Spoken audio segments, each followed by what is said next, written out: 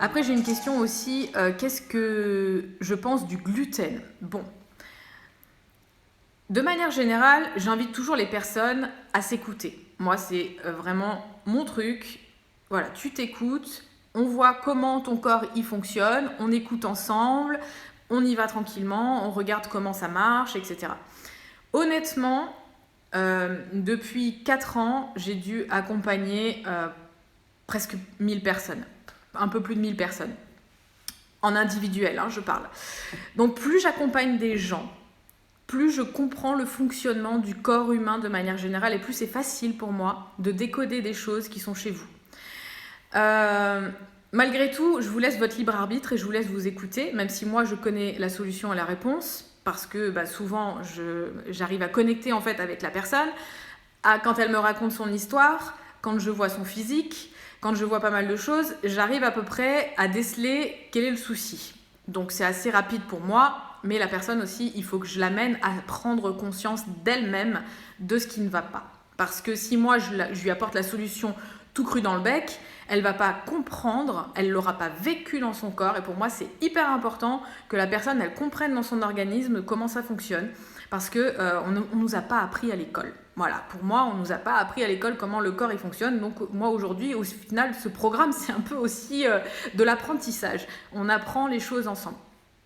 Donc à partir de ce moment-là, moi, j'en ai déduit des choses. Moi, je vous donne ce que j'en ai déduit.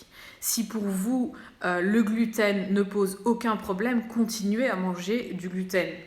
Moi, je vous dis mon ressenti et toutes les personnes que j'ai accompagnées, 90% des personnes que j'ai accompagnées ne tolèrent pas le gluten du blé.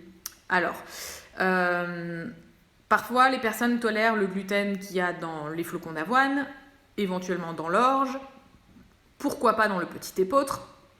Mais de manière générale, je me suis aperçue que le blé moderne ne convient pas à 90% des personnes que j'ai accompagnées. Il y a des soucis digestifs, allergiques, il y a des soucis aussi d'addiction.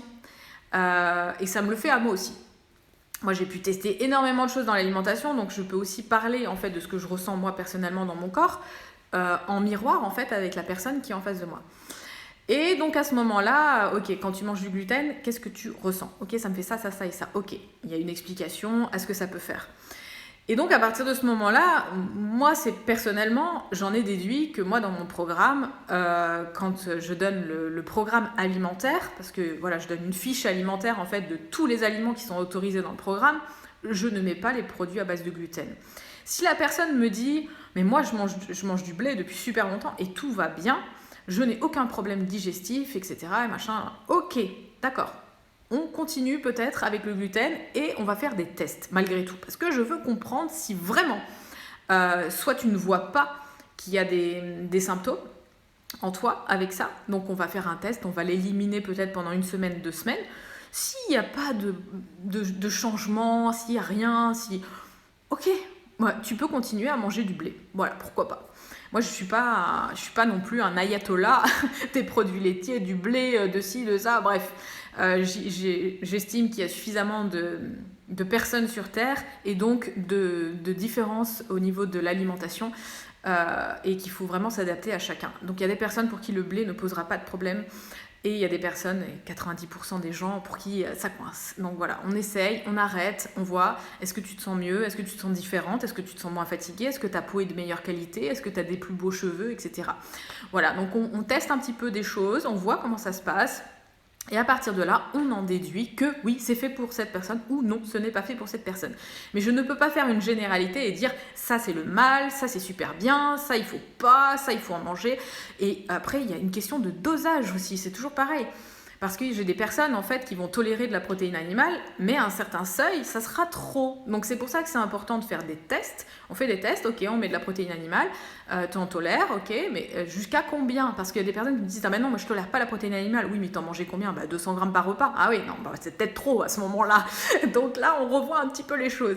Donc il faut comprendre aussi qu'il y a les aliments et qu'il y a aussi la quantité de ce qu'on va manger qui est importante. Parce que 100 g de riz et 300 g de riz, ça n'aura pas le même effet sur l'organisme non plus. Donc il y a des personnes qui pourront les placer à un moment stratégique de la journée, qui pourront les placer peut-être avec une association particulière. Mais voilà, on est tous différents et c'est pour ça que moi j'insiste vraiment sur cette différence dans ce programme. Salut, c'est Pierre. Et Céline. Alors si tu souhaites rejoindre notre programme d'accompagnement premium, tu as juste à cliquer sur le lien juste en bas de la vidéo pour avoir plus d'informations. Nous on te dit à bientôt. Ciao.